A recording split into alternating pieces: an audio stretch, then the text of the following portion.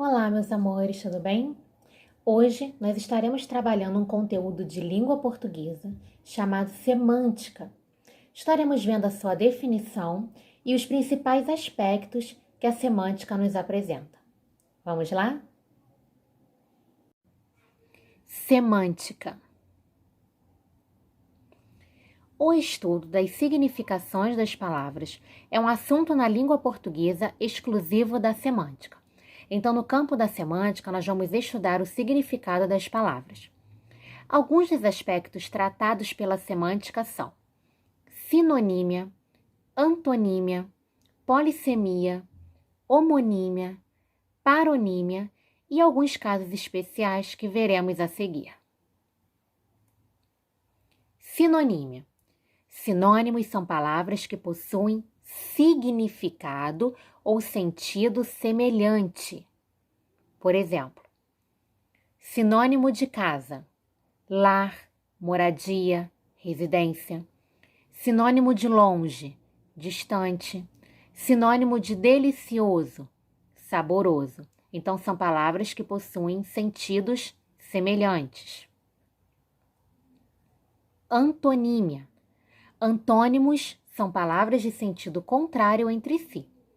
Exemplos: antônimo de amargo, doce. Antônimo de quente, frio. Antônimo de dormir, acordar. Então, nós vimos aí alguns exemplos, de palavras com sentidos contrários. Polissemia é a propriedade que tem uma mesma palavra de apresentar vários significados. Exemplos: João pegou um resfriado. João pegou seu filho no colo. João pegou o ônibus e foi trabalhar. Nós estamos trabalhando aí, o passado do verbo pegar, pegou, e nós podemos ver aí nas frases que esse verbo ele possui significados diferentes, ok? Na primeira frase, João pegou um resfriado, o termo pegou significa contraiu. Então, ele pode ser substituído, João contraiu um resfriado.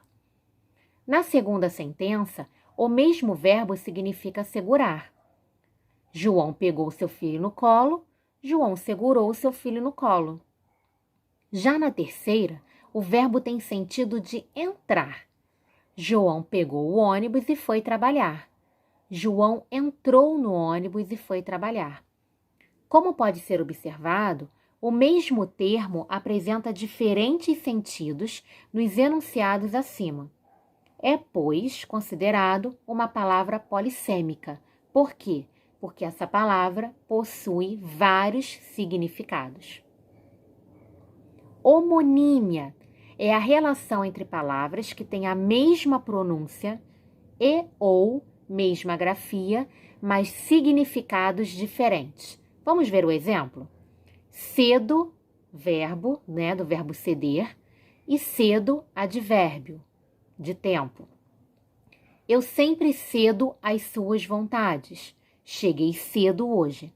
Então, aí nós podemos ver, que essas duas palavras, elas possuem a mesma pronúncia, possuem a mesma grafia, mas elas possuem significados diferentes. As palavras homônimas, elas podem ser classificadas da seguinte forma: homófonas heterográficas. São iguais na pronúncia, mas têm grafia diferente. Por exemplo, concerto com C e concerto com S. Concerto com C significa sessão musical, concerto com S significa reparo. Censo com C e censo com S. Censo com C significa recenseamento. Censo com S significa juízo. Então, nós podemos ver aí que essas palavras elas são iguais na pronúncia, mas elas possuem grafias diferentes. Então, elas são homônimas, homófonas, heterográficas. Homógrafas heterofônicas. Elas são iguais na grafia, mas diferentes na pronúncia. Olha aí os exemplos. Colher e colher Eu coloquei aí entre colchetes o acento, né, no E, o agudo e o circunflexo, só para vocês poderem ver como muda, né, a nossa pronúncia com o E aberto e o E fechado, tá? Essas palavras, obviamente, elas não possuem acento. Colher, substantivo, colher, verbo. Almoço e almoço. Almoço, substantivo, e almoço, verbo. Também coloquei entre colchetes, né, acento no O, agudo e circunflexo, para nós aí vermos a diferença na pronúncia, ok? Do O aberto e do O fechado. Lembrando que essas palavras não possuem acento. Mas o que nós podemos ver aí, né, e analisar? Que essas palavras, elas são iguais na grafia, na forma de se escrever, mas elas são diferentes na pronúncia. Homógrafas homófonas, ou chamados homônimos perfeitos, são iguais na escrita e na pronúncia, mas com diferentes significados. Vamos lá? Serra e serra.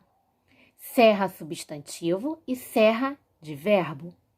São e são. São adjetivo de sadio. São do verbo ser, eles são. Ou são de santo, por exemplo, São Mateus. Podemos aí concluir o quê? Que essas palavras, elas são iguais na escrita, elas são iguais na pronúncia, mas elas possuem diferentes significados, o que permite que elas sejam classificadas como homônimos perfeitos.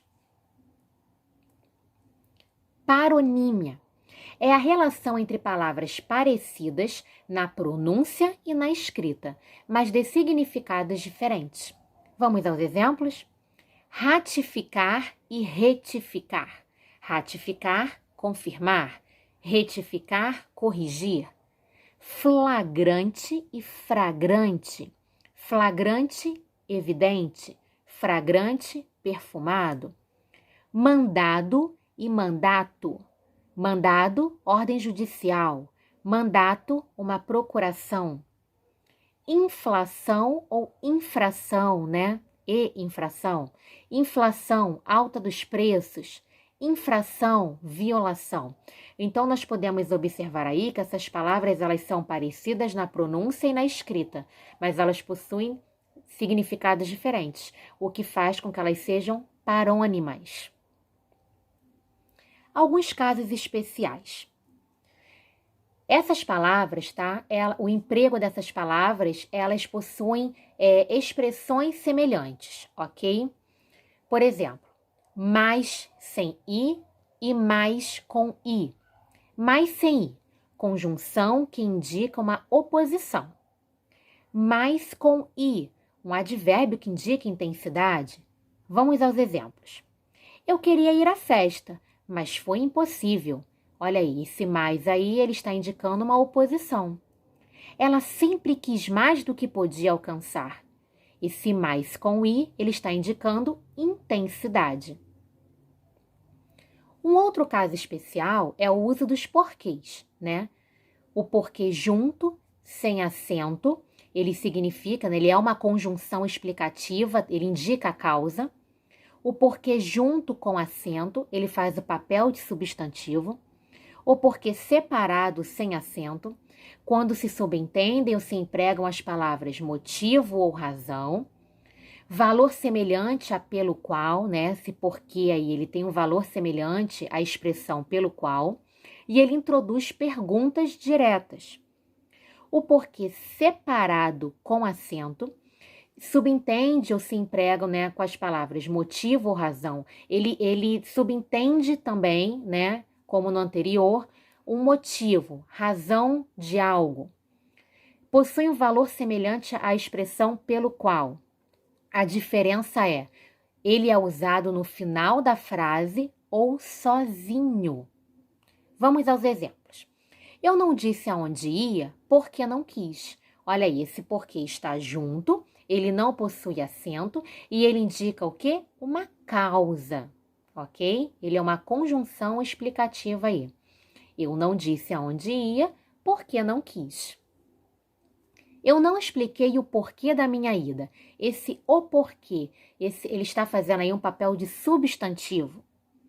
Eu não expliquei por que sairia. Esse porquê separado sem acento, ele está dando um motivo, uma razão. Eu não disse aonde iria. Sabe por quê? Ele também aí, né, ele está trabalhando a questão do motivo, da razão, mas ele foi usado no final da frase. Um outro caso especial é o uso do mal com U e do mal com L. Mal com U, ele é um adjetivo, contrário de bom. Mal com L, ele é um advérbio e ele é o contrário de bem. Exemplo, ele não é mau sujeito, apenas foi mal assessorado. Vamos tentar substituir pelas palavras bom e bem? Ele não é bom sujeito, apenas foi bem assessorado. Olhem aí como que essas palavras se encaixam perfeitamente, ok? Então, o uso do mal com U e mal com L, essas duas palavras, elas foram usadas corretamente aí na frase. Ao encontro de encontro a.